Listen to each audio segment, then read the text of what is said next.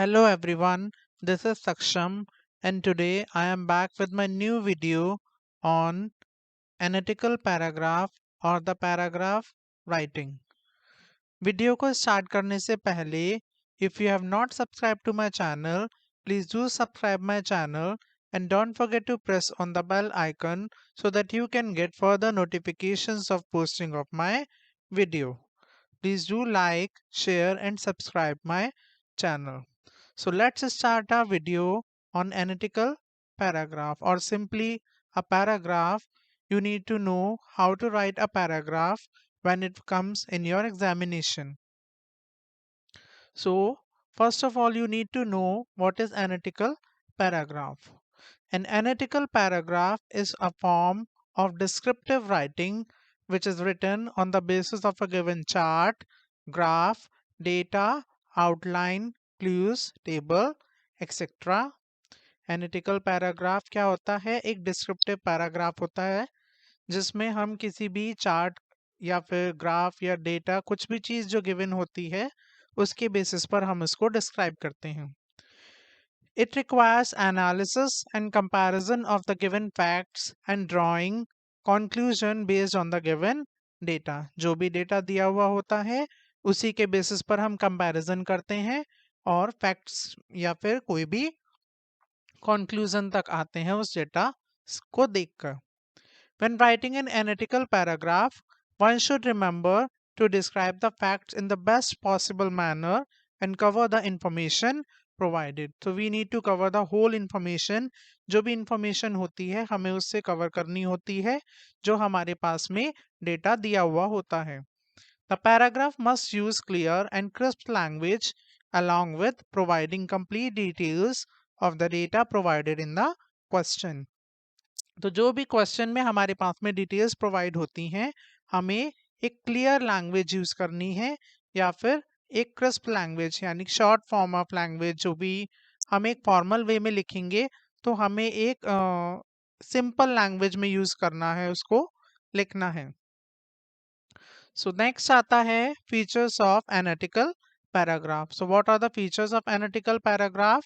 First, it describes the given chart, table, data, graph, or cues. Second, it should be brief and comprehensive, but at the same time include complete information.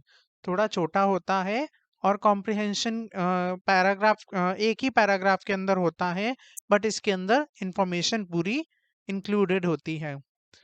It should state the facts that are provided. जो भी facts हमारे पास में given होते हैं चाहे वो graph की form में हो चाहे वो टेबल की फॉर्म में हो हमें वो सारे फैक्ट्स को बताने चाहिए. It should have simple and accurate language. तो बिल्कुल एक्यूरेट लैंग्वेज होनी चाहिए और सिंपलेस्ट फॉर्म में हमें लिखना है. It should mention figures and quantities appropriately. तो हमें सारी जो इंफॉर्मेशन देनी है वो बिल्कुल अप्रोप्रिएट होनी चाहिए जो हमारे पास में डेटा गिवन है उसके accordingly. Then it should use the same tense throughout as far as possible. अगर हम पास्ट में लिख रहे हैं तो बेसिकली हमें पास्ट में ही लिखना पड़ेगा पैराग्राफ. हम किसी और उसमें टेंस में हम यूज नहीं कर सकते. अगर हम लिख रहे हैं तो हमें वो पूरा डेटा जो है या फिर पूरा पैराग्राफ उसी टेंस में हमें लिखना होगा. Then it should not provide any personal observation और रेस्पॉन्स. तो हमें अपने पर्सनल व्यूज नहीं देने हैं इसके अंदर. It should be preferably use the passive form of the verb. So what kind of verb we are using in this paragraph? We will be using passive form of verb. So next आता है आपका format of analytical paragraph. So what is the format? The content of the paragraph or the analytical paragraph should be 100 to 120 words. 100 से 120 words के बीच में होना चाहिए, not more than 120 words. The content of the paragraph must include introduction. Paragraph आपको एक ही लिखना है, बस उसी पैराग्राफ के अंदर आपका इंट्रोडक्शन जाएगा. इंट्रोडक्शन कैसे होगा? 1 या 2 लाइंस होंगी उस पैराग्राफ के लिए जिसके लिए आप लिख रहे हैं. What is clearly evident from the chart और ग्राफ जो दिख रहा है चार्ट या फिर ग्राफ में, हम बस केवल उससे रिलेटेड एक या दो लाइन उसके बारे में लिखेंगे सबसे पहले. Then second is the body of the paragraph. It will be you have to explain in detail the figure and trends, making comparison and contrast. तो आपको इसके अंदर फिगर और ट्रेंड्स या फिर जो भी ग्राफ के अंदर दे रखा होगा, आपको उनके बारे में कॉन्ट्रास्टेशन करना होगा या फिर कंपैरिजन करना होगा. The next comes conclusion. आपको ओवरऑल व्यू या फिर समरी चार्ट की या फिर ग्राफ की आपको उसी पैराग्राफ के अंदर देनी है. Then some important points you need to know. We must not include any personal opinions. हमें अपनी पर्सनल ओपिनियन, कंक्लूजन या फिर ऑब्जर्वेशन हमें नहीं देने हैं.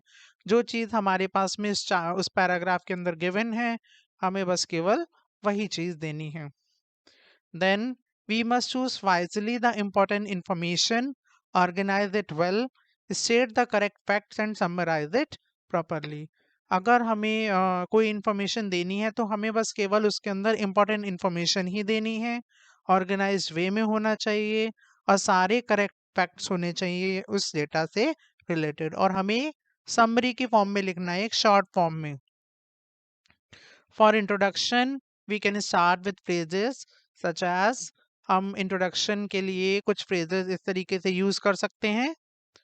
The chart given above describes, or the given table suggests, or the line graph shows, the data given provides information about, or the pie chart illustrates, etc. अब आता है for a body. For the body of paragraph, we should organize information well. We should look for the large differences that are very prominent. हमें जो differences जो उसके अंदर graph में या फिर किसी चार्ट में दिख रहे होंगे, हमें उन्हीं को सबसे पहले डिफरेंसेस को दिखाना है. We can mention the aspect which is the smallest और the largest in the data given. हम जो छोटी से छोटी चीज या फिर बड़ी से बड़ी चीज हमें उस डेटा के अंदर जो गिवन है, हमें वो दिखाने की पूरी कोशिश करनी है. Any aspect that is similar should be mentioned next. कोई भी चीज अगर सिमिलर है या कोई डिफरेंसेस है, हमें वो भी शो करने हैं. We should further mention about the aspect that has remain unchange और इज कांस्टेंट थ्रू आउट. अगर ग्राफ में कोई चेंजेस नहीं हुए हैं, हमें वो भी मेंशन वहां पर करना है उस पैराग्राफ में. इफ द चार्ट और the table mentions two different groups, मान लीजिए अगर कोई डबल बार ग्राफ है, कोई दो चीजें हैं चार्ट के अंदर, we should refer to both of them in the paragraph. हमें दोनों को ही रेफर करना है. If there is any contrast और comparison that could be drawn, we must present it effectively. अगर हमें कोई भी कंट्रास्ट या फिर कंपैरिजन भी शो करना है उन दोनों में, तो हमें इफेक्टिव वे में उसको रिप्रेजेंट करना है. Then, if the chart is about a particular time period or highlights trends of several years, we should mention about each year in a concise manner. तो हमें एक simplest way में अगर हमें time के बारे में mentioning करना है, तो हमें time को वहाँ पर दिखाना होगा. अगर हमें कोई comparison करना है दो या दो से ज़्यादा साल का, तो हमें वो भी दिखाना पड़ेगा. अगर हमें पैटर्न दिखाना है for describing a pattern of growth, हम वर्ड्स या फिर फ्रेजेस यूज कर सकते हैं, जैसे rapidly doubled, sky rocketed, striking increase, peaked, सोड, declined, plummeted, leveled up, leveled off, stagnant, fluctuating, starting to rise, starting to fall, drop down slightly. So this kind of phrases we can use in the paragraph for increase or decrease in the level of graph. For mentioning quantities, अगर हम quantity को mention कर रहे हैं, when including numbers and figures, the accuracy must be ensured. Quantities can be described in number of ways. हम quantities को भी describe करना है हमें वहाँ पर, जैसे percentage में, fraction, ratios, etc. For describing quantities, हम phrases या फिर words use कर सकते हैं.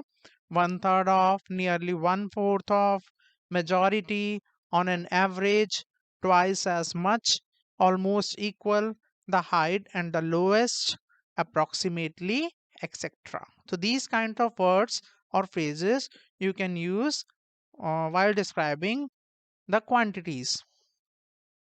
फॉर एस्टैब्लिशिंग रिलेशनशिप और कॉन्ट्रास्ट, अगर हम किसी भी दो चीज़ों में रिलेशनशिप इस्टेब्लिश कर रहे हैं या फिर अगर हम कोई कॉन्ट्रास्ट शो कर रहे हैं तो हमें वर्ड्स और फ्रेजेस यूज करने हैं, जैसे similarly, in contrast with, in comparison to, however, whereas suppose to, while, a striking difference, a noticeable difference, etc.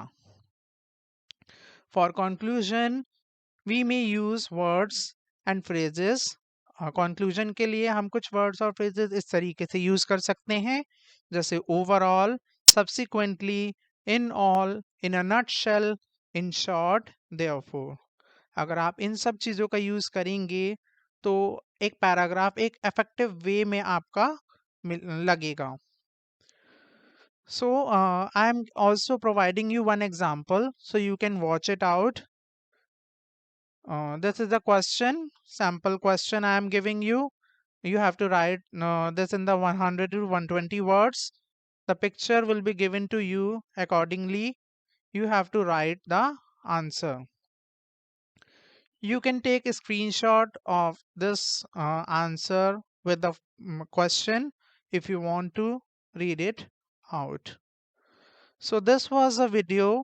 Hope you like this video and understand what how to write an analytical paragraph. If you are having any doubts regarding the explanation or any suggestions are there, you can comment in the comment sections below. Hope you like this video. If you like this video, please share with your friends and press like button. Do share with your friends and subscribe to my channel if you are new to my channel. Thanks for watching the video.